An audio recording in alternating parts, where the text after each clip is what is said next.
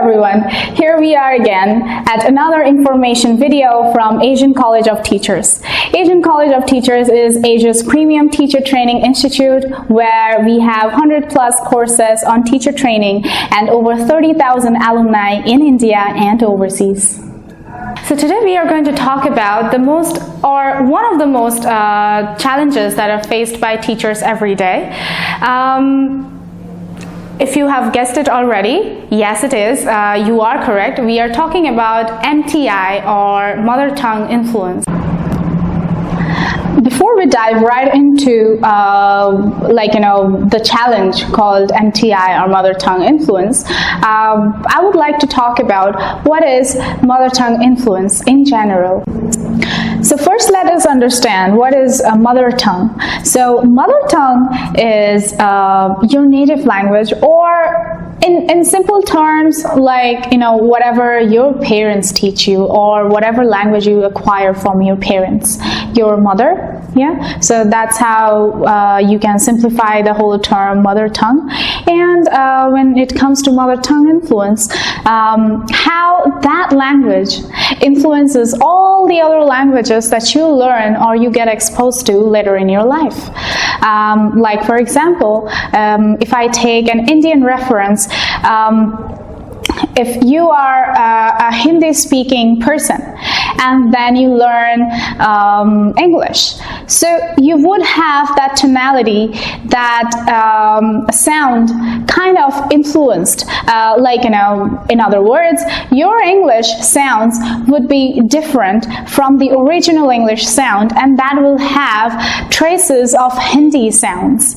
And let's just say tea.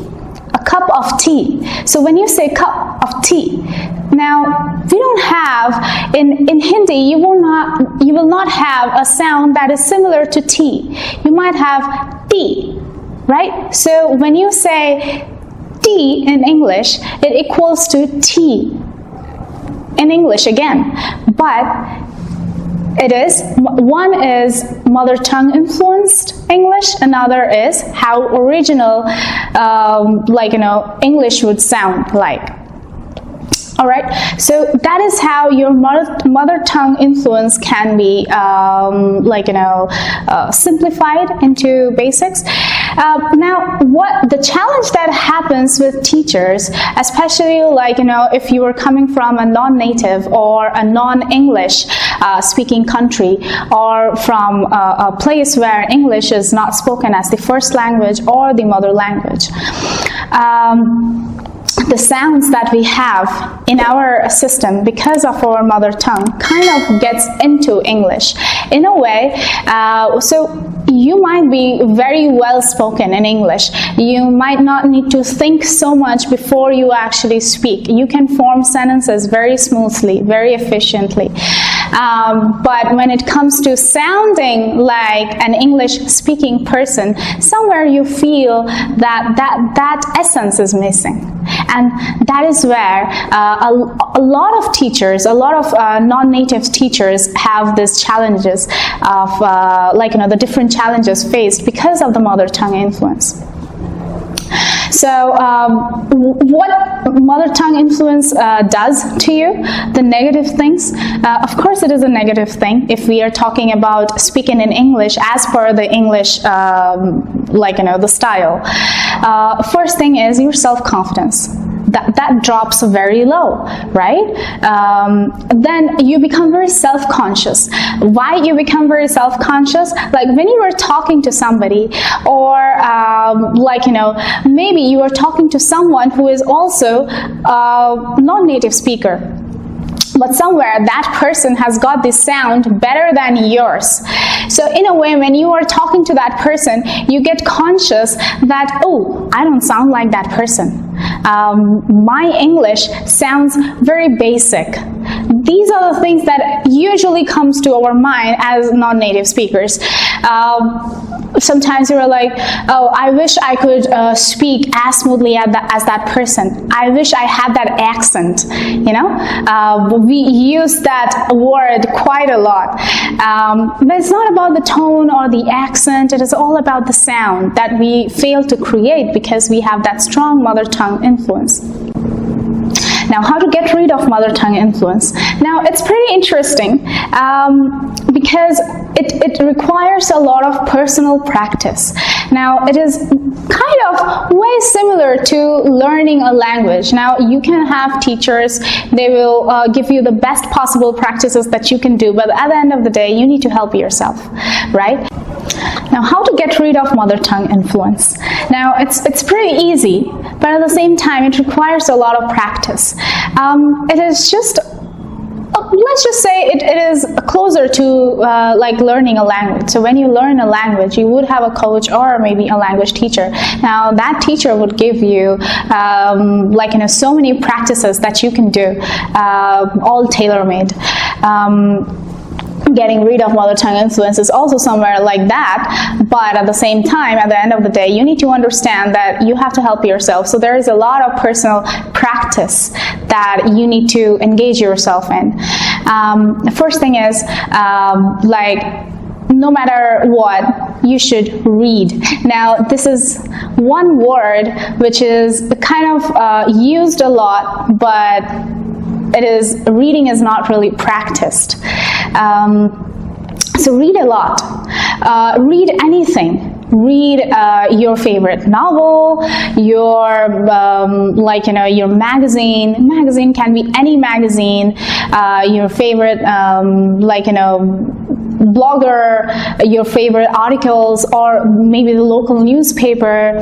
Now, every type of writing have their like, you know, they have their different ways to communicate to you. Now, you're not going to go so deep into all of that concepts. What you have to do is, when you kind of read through the newspapers or the book, the novel, whatever you read, while you read those dialogues like you can hear it in your head. Okay, so when you hear something in your head, the way you are reading it, it automatically kind of gives you that like, you know, eyes and the brain, and the whole coordination is kind of tapped at the like, you know, tapped through the entire process of reading the thing from the book, right? So in that way, like, you know, reading helps you to not only like, you know, get into that whole thought process of thinking in English, but also at the same time you kind of accumulate a lot of vocabulary to use when you speak to others. All right, whenever there is a word that you think, like, you know, whenever there is a word that is attractive, or a word that you think you can use instead of some other word that you already use, you can make a note of that and start using it. All right. Now, reading is one way to go. Next, we can talk about. Now, I'm not really going to suggest you this thing, but talking to yourself, as long as people do not think you are mad, I think talking to yourself is a very good point. Look at the mirror and speak to yourself. Whatever, maybe some your favorite dialogue from any movie, any web series that you watch, like, you know, a set of dialogues. So just talk to yourself. Be the two characters where the conversation is happening, and just look at yourself in the mirror and try to have a conversation. Try to have a conversation in your head in English. It sounds very psychological, but again, it is very effective. How? So whenever we do something, whenever we are trying to think anything in our head, anything that is happening in front of us, we tend to think about it in our language that we know, that is the most comfortable language that we have. And we think in that language in our head. So replace that language and consciously use English in your head and describe whatever is happening around you in your head in English. all right? So it might sound very very geeky or something very calculated, and you might wonder, does it even work? But trust me, it is kind of a good practice. It is a very intrapersonal practice. It will keep you in tune with not only how you perceive things, but also at the same time you're thinking in English window is open all the time. All right, so there we go with another point, that talking to yourself. The next point is also pretty interesting, like listening to songs and watching movies. Now, looking at the subtitle and watching the movie is a regular thing. Everybody does. Like with the business of web series taking over a lot of languages, not only English, but today we watch a lot of web series, a lot of movies from different languages. So at those times we have a lot of English subtitles down there, right? Down the screen. So what happens over there is it kind of sounds funny, but it's actually we have one eye on the screen, one eye on the actors, and one eye on the subtitle. That is kind of funny, but we actually do that, and in fraction of moments we are kind of doing both at the same time, right? So when watching English movies as well, with the English subtitles, you can do the same. Now, one problem with that is you become very dependent on English subtitles. So there is this one trick. Pick a favorite movie of yours. I will not say a very new movie that you are going for entertainment purpose. Do not do that. But if you have a new movie, a movie that you have watched quite a lot of times and you know the plot, so you do not really have to worry about the entertainment part. You can take that movie, switch off the subtitles and watch the movie. Then try to understand the dialogues. Put yourself on a test that are you able to kind of understand the dialogues, the conversation that is happening between the actors, all right? And then pause it and then go back to that same place where you had turned off the subtitles for the first time, and then switch it on, all right? And then check it for yourself that whatever dialogues that they said and you heard without the subtitles, was that the same thing now that you see with the subtitles on, all right? So in that way you can kind of test yourself. You can see that whether you are able to learn how they are speaking, right? Because a lot of English also has got a lot of regional influences, right? Somebody coming from New York would have a different way of speaking the English. Somebody coming from London will have a different way of speaking the English language, right? So in that way as well, you kind of get that idea. So that is also a good trick, because it also helps you feel better about yourself, that I might have an MTI, but then they also have their regional influences. So it's kind of like, it also boosts your confidence in that way. So pick up whatever sound makes you comfortable, whichever actor speaks the English language in a certain way that makes you feel comfortable and you think you can understand those sounds better, you can do that. Then next up, you can also listen to a lot of English songs.